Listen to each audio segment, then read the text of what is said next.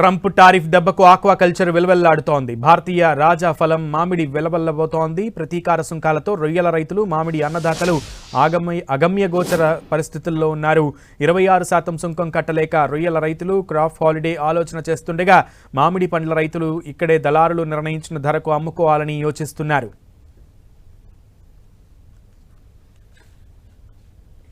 Donald Trump విధించిన సుంకాల ప్రభావంతో రొయ్యల పరిశ్రమ కుదేలైంది. మార్కెట్లో ఒక్కసారిగా ధరలు పతనమయ్యాయి.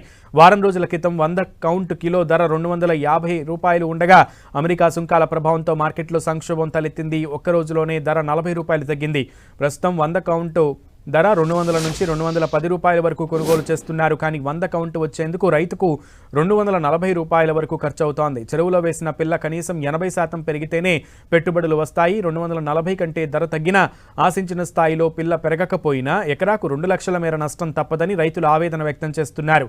ఏడాదికి కోట్ల రూపాయల్లో లావాదేవీలు జరుగుతుంటాయి. ఎక్కువగా అమెరికాకు ఎగుమతయ్యే రొయ్య ఇక్కడ సాగవుతోంది. ఇక్కడ నుంచి రొయ్యలను వ్యాపారులు సేకరించి విశాఖ పోర్ట్ నుంచి ఎగుమతి చేస్తుంటారు. ఇప్పటి వరకు అమెరికాలో రొయ్యలపై 3 నుంచి 4% సుంకం మాత్రమే విధించేవారు. ఆ పన్నును అమెరికా అధ్యక్షుడు ట్రంప్ ఏకంగా 26% పెంచేస్తున్నారు. ఆ ప్రభావంతో జిల్లా రైతులు ధర తగ్గించుకోవాల్సి ఉంటుంది. తాజా పరిణామంపై ఆక్వా నిర్వాహకులు, వ్యాపారులు ఆందోళన చెందుతున్నారు. ప్రభుత్వాలు జోక్యం చేసుకుని సమస్య పరిష్కరించకపోతే క్రాప్ హాలిడే తప్ప మరో మార్గం లేదని అంటున్నారు రైతులు. విదేశీ సుంకం పెరిగితే ఆ భారం కేవలం రైతులపైన వేయడం దారుణమన్నారు.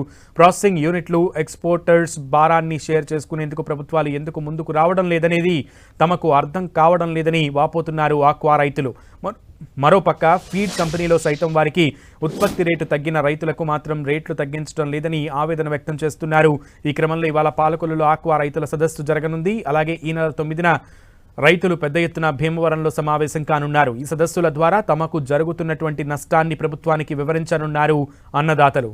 మరోవైపు ఆక్వా రైతులకు అన్ని విధాలుగా ఆదుకుంటామని ఏపీ ప్రభుత్వం భరోసా ఇస్తోంది.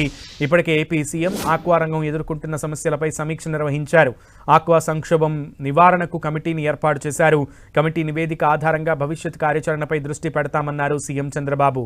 ఆక్వా ఉత్పత్తుల విలువ జోడింపుపై దృష్టి పెట్టాలని సీఎం సూచించారు.